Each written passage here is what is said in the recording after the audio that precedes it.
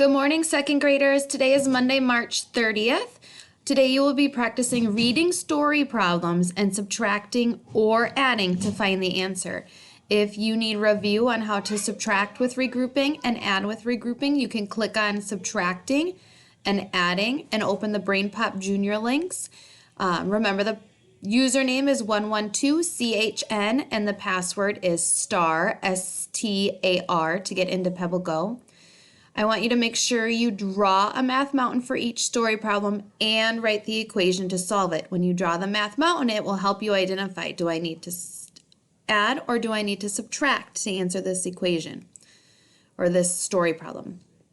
You are going to complete workbook pages 235 and 236 and then stop for today. So you're only completing 2 pages at the front and back, 235 and 236. When you are done, I want you to check over your answers. Did you show your work? Did you put your answer in the box with the label? And then I either want you to have an adult check your work or upload it to Seesaw if you are in Mrs. Meddert's homeroom. I hope you have a great day. Let me know if you have questions or need help solving any of the equations.